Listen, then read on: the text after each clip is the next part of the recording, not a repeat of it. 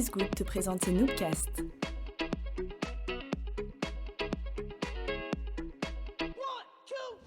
Salut, c'est Lily de All Is Good. Tu t'apprêtes à écouter un Noobcast, l'enregistrement live d'une présentation d'une de nos Noob Nights.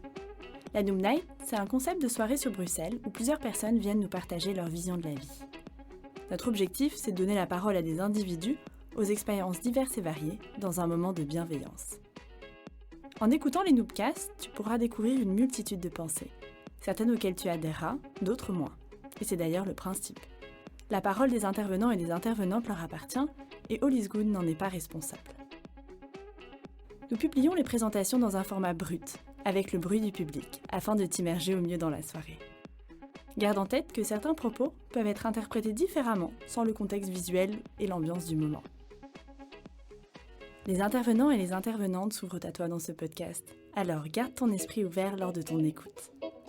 En attendant, spread the good vibe et all is good. Ah, et une dernière chose. Un petit pépin a quelque peu altéré la qualité du son de notre deuxième saison. Mais si tu l'écoutes quand même, on se fera un plaisir de l'améliorer pour la saison 3. Allez, cette fois-ci c'est la bonne. Bonne écoute!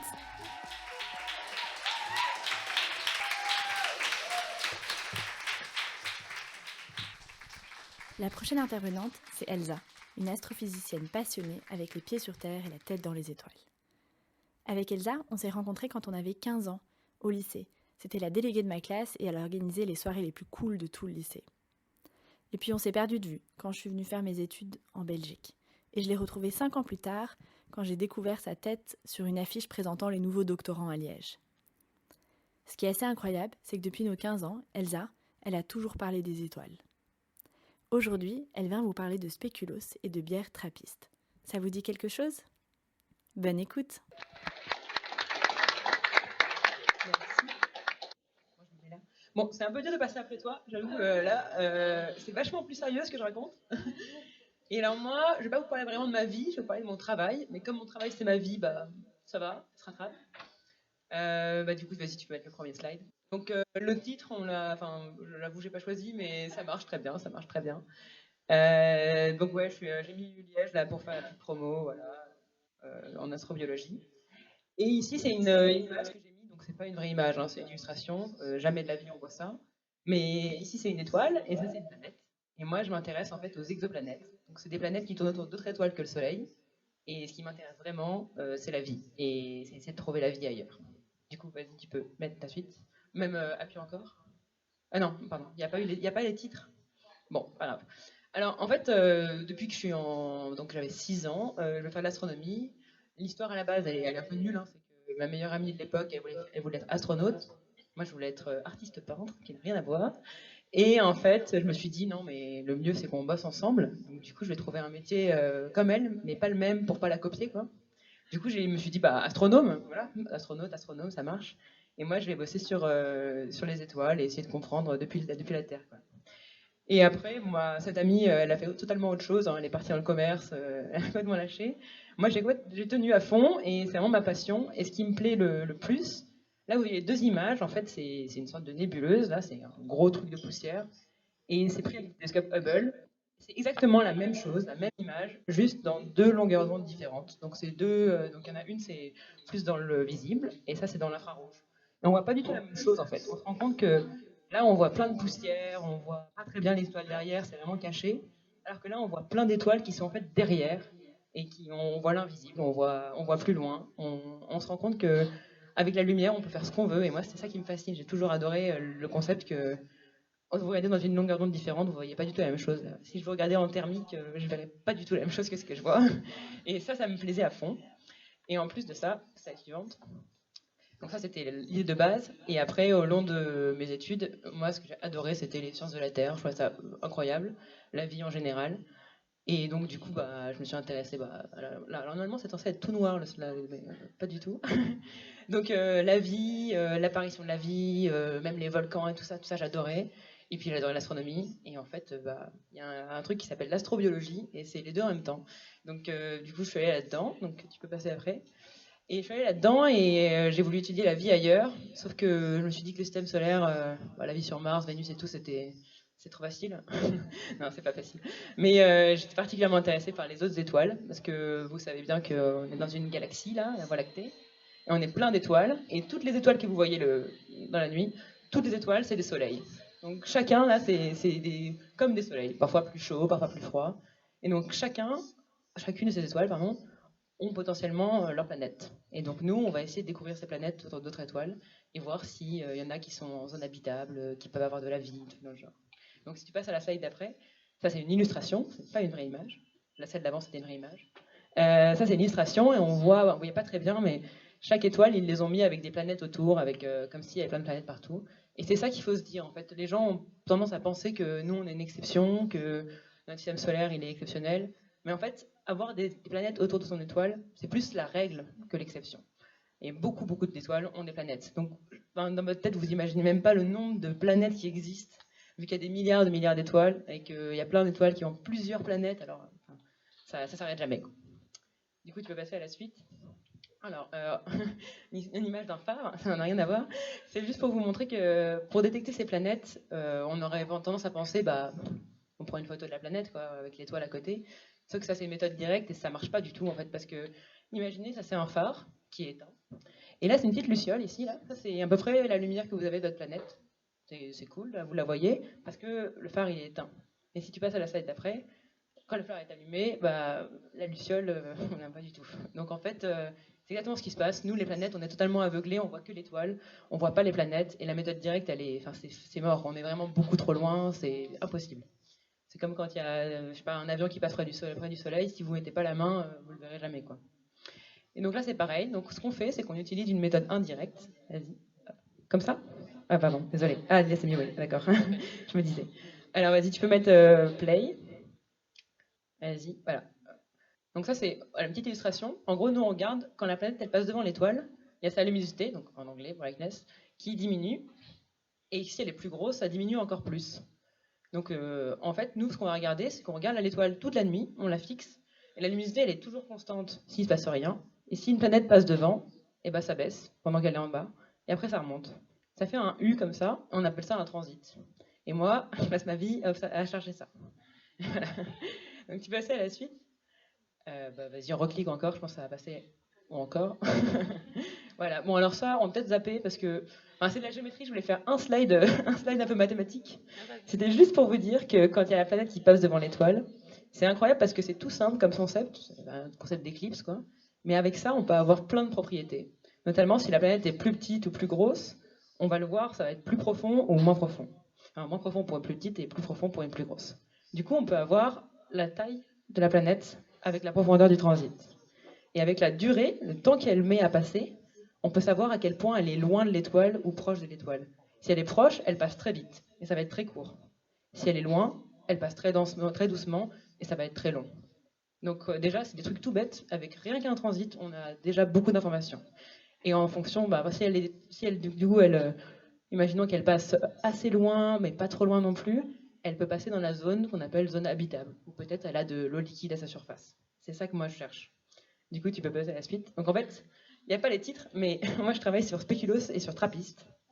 C'est deux projets, donc évidemment c'est des projets liégeois, sinon ça n'aurait pas de sens. Donc tu peux passer à la slide d'après. Alors super, il n'y a rien qui... vas-y. Non, vas-y, remets. Donc Speculoos, ça veut dire en anglais Search for Habitable Planet Eclipsing Ultracold Stars. Voilà, c'est ça. Donc mon maître de thèse s'est amusé à trouver l'acronyme, il est très fier. Et Trappist, c'est quoi Trappist, c'est Transiting Planet, et après c'est quoi je sais plus, quelque chose avec Small Telescope à la fin. Il a réussi les deux, il est hyper fier de lui. Et donc super pour lui, on a Trappist et Speculoos. Autant vous dire à chaque fois quand je dis à mes potes, ah non mais j'ai un meeting Spéculoos, je peux pas. C'est génial, j'adore. Et si tu passes à la suite, ouais, alors c'est une carte du monde, juste pour dire où est-ce que sont. Donc Trappist et Speculoos, en fait, c'est des réseaux de télescopes. Donc sur Terre, on a des télescopes qui vont aller fixer ces étoiles toute la nuit et essayer de voir ce petit transit que je vous ai montré. Donc si tu cliques, voilà, donc Spéculoos, on en a plusieurs de Spéculoos. On en a dans le sud, ici il y en a 4 au Chili, parce que c'est le meilleur ciel du monde. Et on en a un aux Canaries. Pourquoi ? Parce que en fait, c'est intéressant d'avoir l'hémisphère nord aussi. Parce que bien sûr, quand tu as l'hémisphère sud, tu n'as pas les mêmes étoiles que dans l'hémisphère nord. Donc il faut bien avoir les deux pour couvrir le plus d'étoiles possible.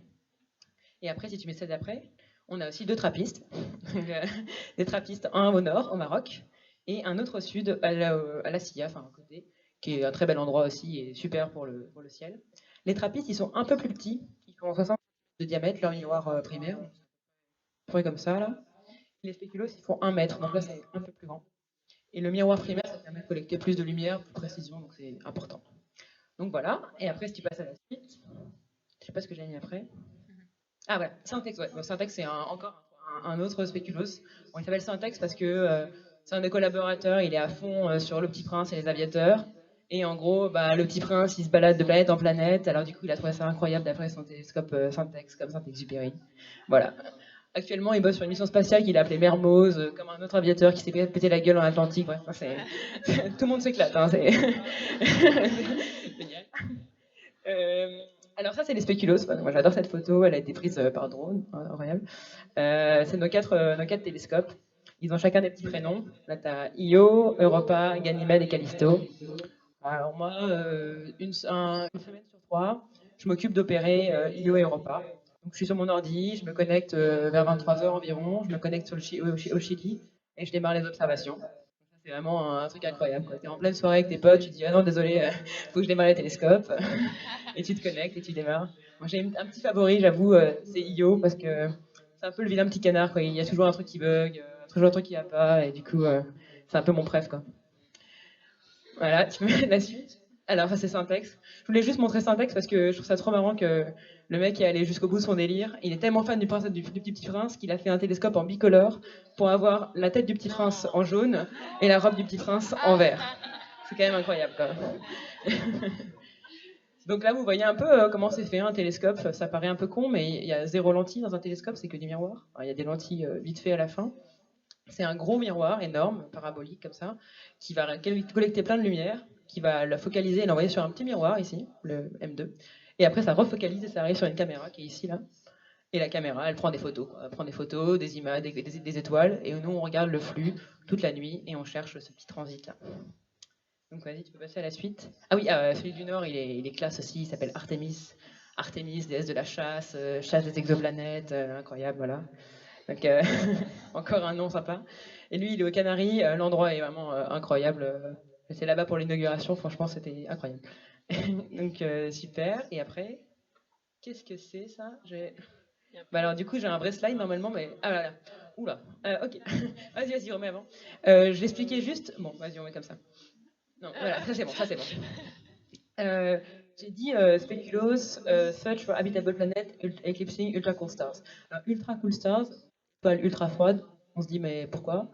Et ben en fait c'est tout simple, c'est que si on prend un soleil, ça c'est le soleil, et si on prend une planète de la taille de la Terre, et ben quand elle passe devant quand on cherche le transit, et ben en fait ça nous donne un truc méga petit, genre 0,01%. Alors que si on regarde une étoile plus petite, et toujours avec une planète de la taille de la Terre, et ben là on a plutôt genre 1%. Et ça on le voit, ça on le voit pas. Donc du coup, nous, on regarde ces étoiles-là pour essayer de chercher des signaux qu'on va voir, forcément. Et en plus de ça, il se trouve que la zone habitable d'une planète, la zone habitable, on dit que c'est la zone où on peut avoir de l'eau liquide. Et l'eau liquide, c'est entre 0 et 100 degrés, ça, j'apprends ça à personne. Du coup, il faut être... Enfin, une étoile qui est moins chaude, il vaut mieux être plus près que pour être dans la zone habitable qu'une étoile qui est très chaude, il vaut mieux être plus loin. Donc en fait, la zone habitable, elle est en bleu, on voit pas très bien ici. Ça, c'est des grosses étoiles très chaudes, des petites étoiles très froides. Et la zone habitable, elle se décale de plus en plus près. Ça, c'est la distance à l'étoile. Donc plus on est sur une étoile froide, plus la zone habitable, elle est proche. Donc on va avoir des planètes qui sont plus proches. Et si elles sont plus proches, elles tournent plus vite. Donc un an, c'est pas 365 jours, c'est plutôt genre 6 jours. Ça va beaucoup plus vite. Mais ça va plus vite et du coup, il y a plus d'événements. Et donc nous, on voit beaucoup plus de transits. Et donc pour nous, c'est super facile à détecter. Et en plus de ça, alors là, je fais un petit peu de géométrie, très rapidement. Ah non, vas-y, reste. Si tu es plus près, en fait, tu as plus de probabilité de le voir. C'est assez bizarre. Enfin, je vais vous laisser digérer ce concept. Mais si la planète est plus près, on a plus de probabilité de la voir. Enfin, bon, plein de trucs comme ça qui disent que ultra froide, c'est ultra cool. Voilà. Du coup, tu peux passer à la suite. Là, je voulais juste montrer cette image. C'est un screenshot de mon ordi, donc c'est littéralement des webcams, ça. C'est juste les webcams qu'on a sur nos télescopes pour vérifier que tout va bien. Et là, vous voyez, c'est quand même vachement classe quand on voit, rien qu'à la webcam, tellement le ciel est de bonne qualité, on voit la Voie lactée, on voit les étoiles. Et encore plus incroyable, on voit les lasers du Very Large Telescope au Chili. Bon, c'est pas nous, hein, mais on pourra en discuter si vous voulez savoir ce que c'est. Mais c'est. Enfin bref, moi j'adore parce que je me connecte le soir et je vois ça, tranquille. C'est vraiment cool. Vas-y, tu peux passer. Ok, alors là, il y a. Alors que j'explique beaucoup, parce qu'il y a plein de trucs qui sont pas affichés. Je suis désolée. C'était juste pour dire que bah, on a réussi, enfin, on trouve des trucs vraiment bien. On a trouvé un système. On l'a trouvé avec le télescope TRAPPIST. Du coup, on l'a appelé TRAPPIST 1. Comme ça, c'est facile. Et ce système, il est totalement génial parce que c'est un système de 7 planètes. Les 7, elles sont rocheuses. Il y en a 3 qui sont dans la zone habitable. Du coup, c'est super intéressant. Et en plus de ça, enfin, donc voilà, le Soleil il fait cette taille-là, l'histoire fait cette taille. Donc c'est tout petit, mais par contre, on peut vraiment, enfin, c'est incroyable. Les planètes, elles sont en résonance. Quand il y en a une, la première, elle fait 2 tours, la deuxième, elle fait un tour. Du coup, ça fait de la dynamique, des interactions. C'est un système, c'est un cadeau pour nous et ça fait 4 ans qu'on l'a découvert. Moi, je fais toute ma thèse là-dessus quasiment. Et tous les jours, on découvre des nouveaux trucs. Donc c'est vraiment incroyable. Tu peux passer à la suite. Ouais, alors, ok. Maintenant, alors, il faut que vous soyez concentrés. Une fois qu'on a trouvé la planète, super, trop bien, on l'a détectée. Maintenant, on va la caractériser. Parce que vous savez que ce qui me plaît, moi, c'est la vie, c'est savoir s'il y a de la vie. Et pour la caractériser, il faut savoir s'il y a une atmosphère et essayer de comprendre s'il y a des molécules du vivant même dans l'atmosphère, par exemple de l'oxygène. Donc, qu'est-ce qu'on fait? En fait, encore une fois, la lumière revient. Donc, si par exemple, la planète, elle est là, elle a une atmosphère, si on l'observe dans le bleu et qu'il y a des trucs dans l'atmosphère, genre, je sais pas, l'hydrogène, qui absorbe dans le bleu, et ben, tu peux de la slide d'après, ça va cacher tout ça, planète plus atmosphère. Donc, moi, je vais avoir un transit qui va être profond de tout ça. Ok. Si maintenant je regarde dans le rouge, vas-y, voilà. Dans le rouge, il se trouve que l'hydrogène, ça absorbe pas dans le rouge.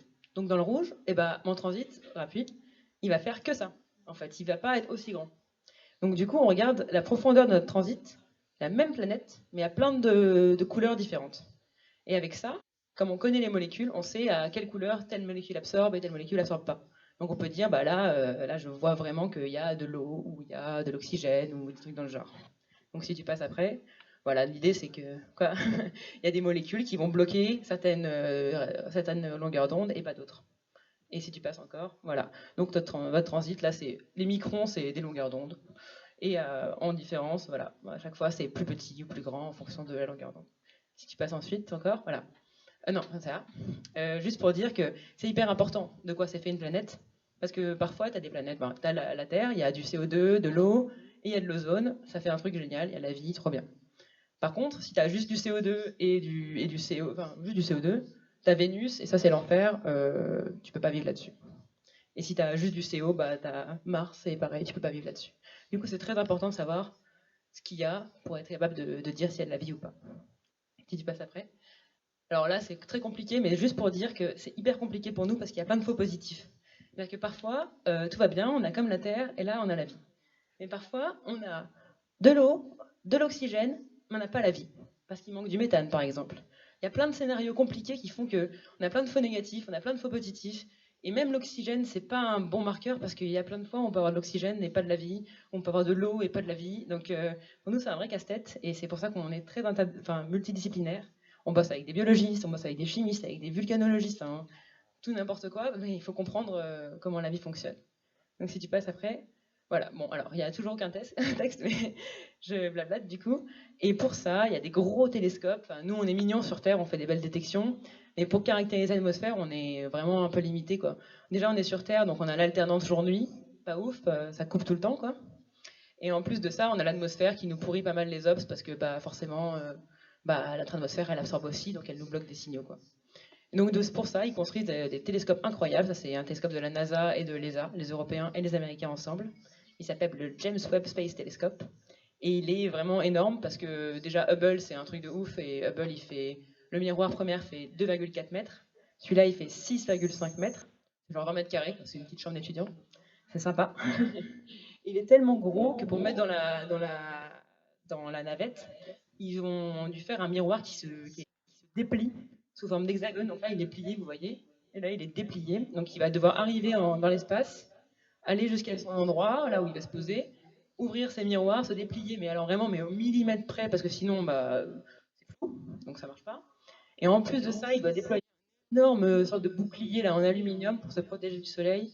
Enfin, niveau technologique, c'est vraiment un truc de ouf. Et donc, du coup, bah, moi, je l'attends depuis 2012, tellement il est en retard. C'est-à-dire que toute ma vie, j'ai attendu pour ce télescope. Et normalement, à la fin de ma thèse, l'année prochaine, il arrive. Donc, c'est incroyable. Voilà. Et il va décoller en octobre 2021. Donc, c'est super. Et après, tu passes à la suite. Voilà, alors là, c'est vachement de maths, mais c'est juste pour dire qu'avec ce télescope-là, on devrait être capable, sur des planètes de Trappistin, de voir du CO2, ou peut-être de l'oxygène, ou peut-être même de l'eau. Donc ça, c'est super intéressant. Et si tu passes en sur la suite, voilà, c'est que les Européens, on n'est quand même pas non plus à la traîne, enfin, parce que c'est le premier, c'est plus la NASA, franchement. Et là, les Européens, on a fait OK, bah, dans l'espace, clairement, on s'est fait niquer, ils sont trop forts, ils ont trop d'argent. Juste pour vous dire, celui d'avant, la James Webb, il coûte 10 milliards, donc c'est vraiment n'importe quoi. Par rapport à nos télescopes, à nous, les spéculoos, ils sont pas du tout à ça. Et lui, alors lui, il a un nom très exotique, il s'appelle le Extremely Large Telescope. Donc voilà, Extremely Large. C'est pas terrible comme nom, mais il est vraiment énorme parce que là, on voit, c'est des voitures. Là. Donc ça, c'est bien sûr une image fausse, hein, il est en construction. Il est pour 2024 et il est tellement gros que c'est pas un seul et même miroir, c'est plein de petits miroirs hexagonaux collés les uns aux autres. Il y en a, je sais pas combien de segments, mais c'est un bordel. Et il fait 39 mètres de diamètre. Donc là, on est vraiment imbattable, ça n'a jamais été aussi gros. Et eux, ils sont capables d'avoir des résultats aussi bons que celui qui est dans l'espace. Parce que, bah, ouais, comme on a plus de surface, on a plus de signal. Donc les Européens sont pas à la traîne, on suit. Et les deux, ils vont être complémentaires, ils vont s'aider évidemment. Le but, c'est pas du tout d'être en compétition, c'est de trouver le plus de choses. Mais c'est des projets vraiment super intéressants. Enfin, moi, je suis passionnée et enfin, je trouve ça vraiment dingue que des trucs comme ça arrivent à être construits bientôt. Donc, dans 3 ans.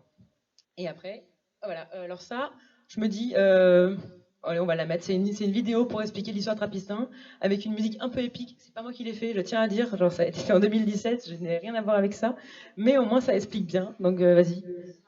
Y a pas le son? Ah bah merde. Ah ouais. Bah du coup, bah c'est pas du tout épique alors. Vas-y, remets en arrière. Non, ça va être là. Faut attendre un peu parce que je crois que c'est un peu long le débat. Ouais, mais non, on va pas le mettre alors.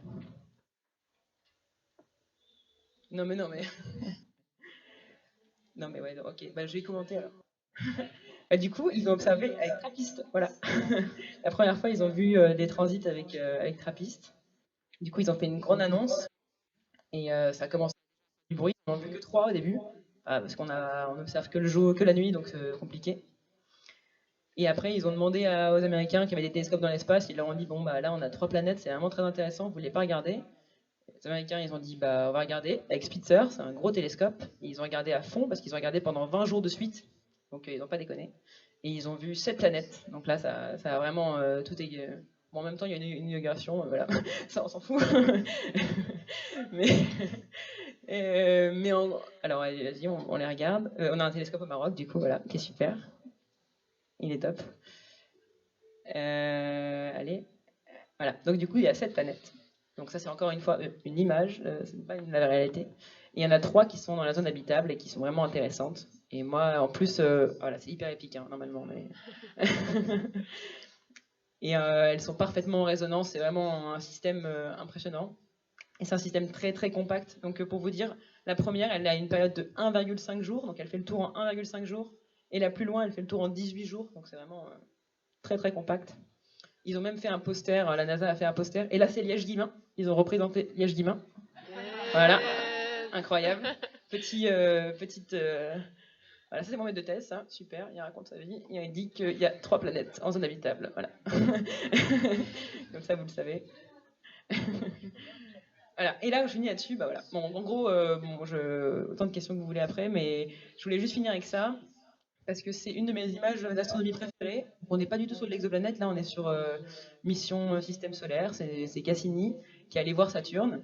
Et elle a pris des images de Saturne, et puis à un moment, c'est un peu retourné en arrière. Et elle a pris une image, donc là on voit Saturne, on voit l'ombre de Saturne parce que le Soleil est derrière.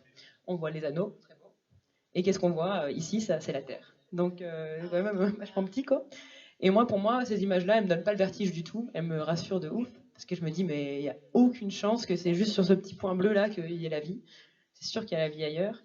Et je trouve ça dingue, ça nous fait un peu réaliser qu'on on est tout petit, on est là. Et puis notre environnement à nous, il est totalement unique. Il vaut mieux le préserver parce qu'il n'y a pas de planète 2. C'est une autre planète totalement différente, mais elle sera jamais exactement comme celle-là. Donc voilà. Et après, je crois que le dernier slide, c'est une petite blague super drôle. Voilà, ouais. Est-ce que quelqu'un a des questions pour Elsa? Vas-y. Pourquoi est-ce qu'il y a beaucoup d'argent en jeu pour découvrir la vie hors de la Terre? Quel serait l'impact de cette découverte? D'abord, pour la première partie de la question au niveau de l'argent, je tiens à dire qu'on n'a vraiment pas de thunes. Non, vraiment, c'est important. Genre, là, j'ai parlé des 10 milliards que j'ai dit, c'est la NASA, c'est les Américains. On a très peu d'argent, il y a très peu d'argent dans la recherche. Et dans l'idée, on est quand même dans un système capitaliste qui fait que nous, on rapporte. Enfin, moi, j'aime beaucoup ce que je fais parce que c'est de la science fondamentale. Justement, ce que je fais, ça sera jamais breveté, ça sera jamais vendu. Et moi, ça me plaît, mais en attendant, on fait de la connaissance pour de la connaissance. Et ça ne plaît pas forcément à ce système-là, forcément, c'est un système de rentabilité. Donc ça, c'est un peu dur. C'est très dur pour nous d'avoir... moi, par exemple, je suis très passionnée, mais là, je suis quoi? Ça fait 10 ans que j'ai eu mon bac et je vais continuer à la recherche, mais je suis même pas sûre d'avoir un poste permanent avant des années. Hein. Mais j'ai des beaux... même si je fais des trucs incroyables, je serai jamais sûre. Donc ça, c'est quand même compliqué pour nous. Et après, pour le côté... est-ce qu'il y a un danger? Qu'est-ce que ça veut dire et tout? Alors, on n'est pas du tout sur... faut imaginer les formes de vie dont je parle. Moi, c'est... Si on trouve une bactérie, je peux mourir tranquille. C'est ça dont on parle. On parle pas du tout... Enfin, déjà, de base, si on prenait la Terre et qu'on refaisait, on prend depuis zéro, on refait play avec les mêmes conditions initiales, il y a, à mon avis, zéro chance qu'on tombe sur l'être humain comme il est. Parce que tout ça, ça vient de mutations aléatoires. Ok, il y a eu après la sélection naturelle, elles ont été sélectionnées, etc. Et tout. Mais pour tomber sur un être humain avec des ongles comme nous, avec un profil comme nous et tout, impossible qu'on retombe là-dessus. Donc il y a zéro chance que dans un environnement un petit peu différent, on tombe sur la même chose. Donc le côté vie extraterrestre, humanoïde, ça, il faut vraiment oublier. Et désolé. Mais sur d'autres trucs, par contre, on pourrait trouver des trucs complètement fous, quoi. Peut-être que des vies où il y aura, ça sera pas basé sur le carbone et l'hydrogène, des vies complètement différentes de nous. Mais voilà, juste démystifier ça. En gros, ça sera jamais vraiment une menace et ça sera jamais vraiment une opportunité non plus, parce que Trappistin, dont je vous parle, c'est un des systèmes qui est le plus près de nous. Et je vous parle de 40 années-lumière, donc il faut voyager déjà à la vitesse de la lumière, on n'y est pas du tout. Et après, il y a 40 ans.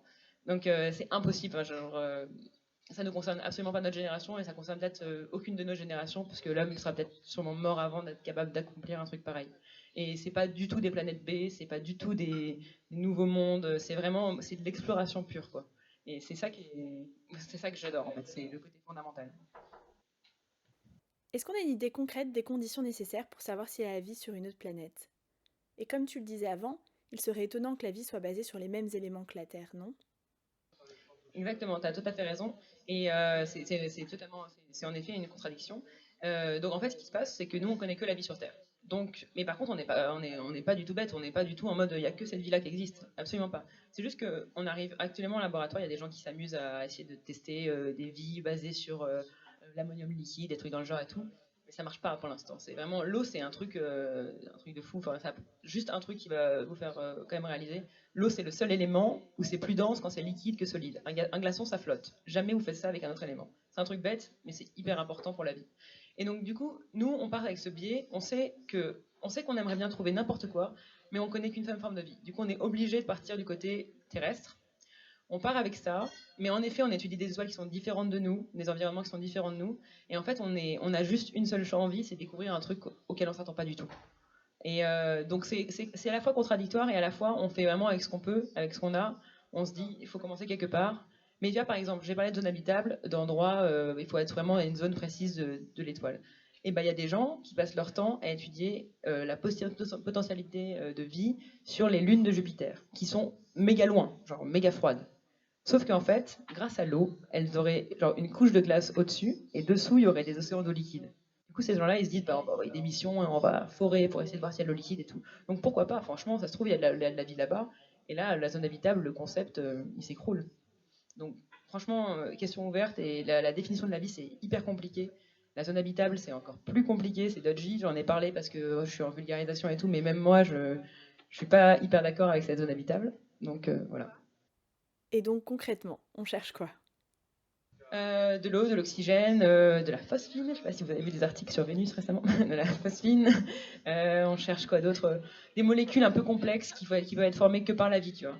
Il y a des gens, on voit ça avec des chimistes qui s'amusent à regarder toutes les réactions en chaîne et ils voient, bon ok, si on forme de l'oxygène, il y a genre 45 réactions qui forment de l'oxygène. Du coup, bah franchement, pas ouf de savoir laquelle, s'il y en a une plus que l'autre, etc. Mais si tu as très peu de réactions, bah, là tu peux décider. Voilà.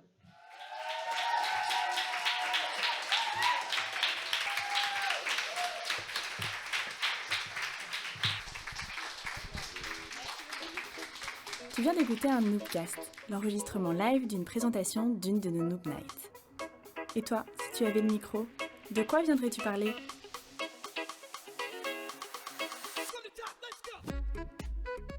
Tu as aimé ce podcast ?